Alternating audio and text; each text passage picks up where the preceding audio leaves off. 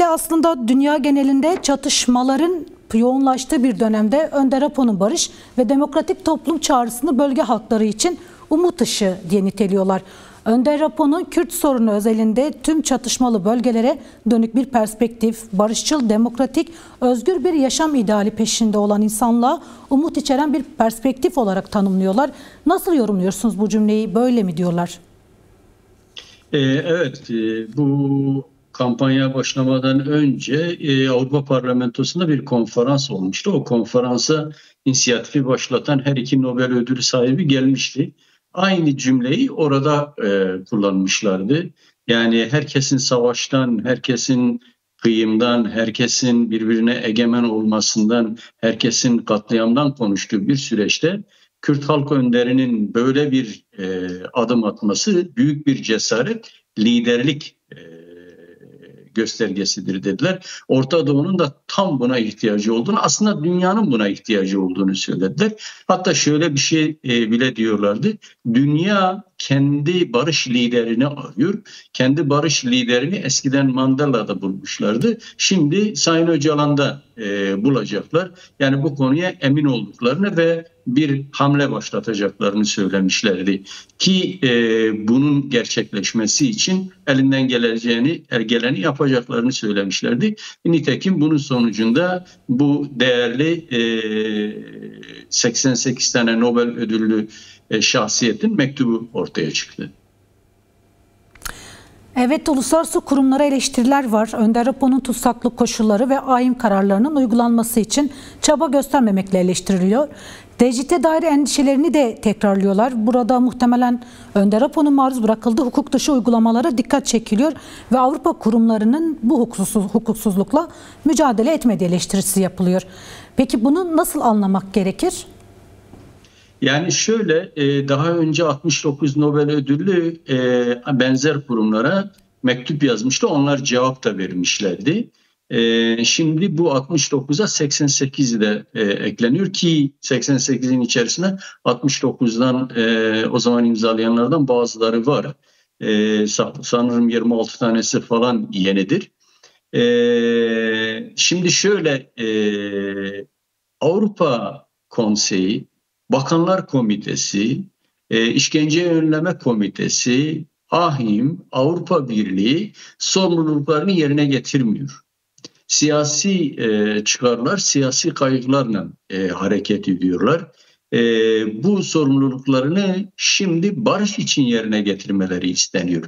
Yani hem hümanist bir bakış açısıyla, hem bir barış bakış açısıyla, hem de insani bakış açısıyla da olaya bakmalarını istiyor. Siyasi olarak görevlerini yerine getirmediğini, çıkarları öncelediklerini ve bu çıkarları öncelemeyle birlikte aslında barışı ötelediklerini, aslında barışı geciktirdikleri, aslında barışı istemediklerini söylüyor. Bu sefer insani boyutuyla, barış boyutuyla, uzlaşı boyutuyla, bir arada yaşama boyutuyla, ki bunların hepsi o bahsettiğimiz kurumların kriterlerinin en üst sıralarındadır. Kendi kriterlerine uymaları isteniyor ki bu 88 tane Nobel ödülü de aslında bir toplum vicdanıdır. Aslında bir barış vicdanıdır. Aslında bir ahlaktır. Aslında bir etik duruştur.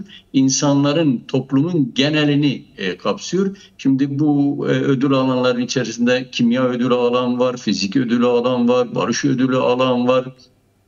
Değişik dallarda ödül alanlar var. Yani hemen hemen tüm insanlığı ilgilendiren konular hakkında araştırma yapmış, insanlığın daha sağlıklı, daha iyi, daha uzun ömürlü, daha ortak yaşaması için çalışma yapmış insanlar bunlar. Yani toplumun vicdanı, toplum için düşünen, toplum için çalışan, toplum için üreten insanlar. Şimdi bunlar Kürt halk önderinin barış için en büyük ideal olduğunu, barış için adım attığını, bunun desteklenmesini bu kurumlardan istiyor. Ben öyle tahmin ediyorum, bu kurumlar bu insanların mektubuna sessiz kalamazlar.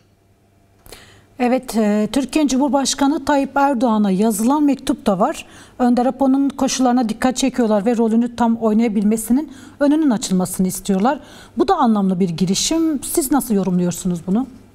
Şöyle ki yani Erdoğan'a daha önce de mektup yazılmıştı. Bu da ikinci bir mektup oluyor. Türkiye'nin yürütmenin başıdır.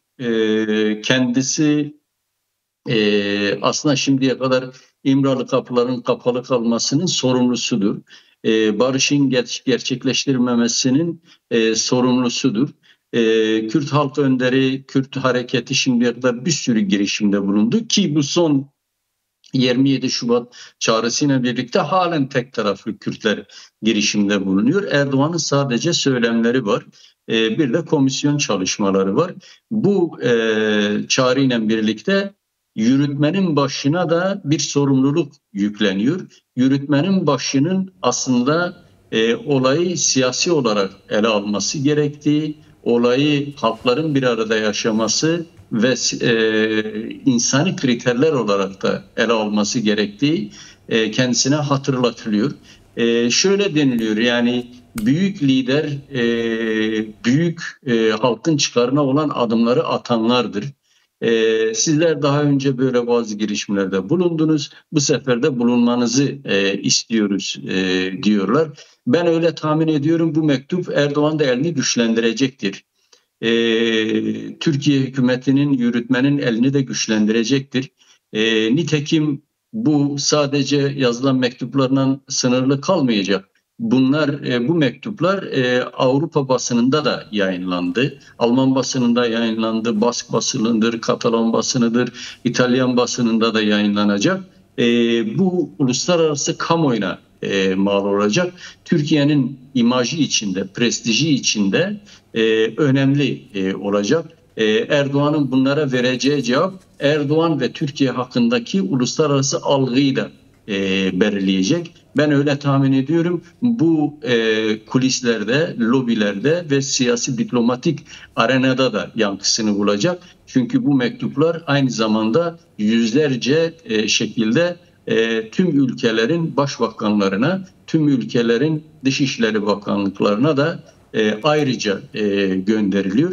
Yani ben bu mektuptan haberi olmayan siyasi erk, uluslararası kurum, kamuoyu kalmayacağını düşünüyorum. Bu anlamda Erdoğan'ın da bunları dikkate alacağı her türlü görüşmede bu mektubun önüne çıkacağını düşünüyorum. Barış için bir katkı mektubudur. Barışın ilerlemesi için bir teşvik mektubudur. Halkların bir arada yaşaması için çok güçlü bir destektir. İşte bunun gerçekleşmesinin de halk önderi, Kürt halk önderi Sayın Öcalan'ın özgür olması gerekiyor. Özgür koşullarda bu süreci yürütmesi gerekiyor. Erdoğan'ın bu konudaki sorumluluğunu da yerine getirip İmralı rejimi sistemini lağvetmesi isteniyor. Heval Adem, teşekkür ediyoruz hem yayınımıza katıldığınız için hem de değerlendirmeleriniz için. Ben teşekkür ederim. İyi yayınlar. İyi günler diliyoruz.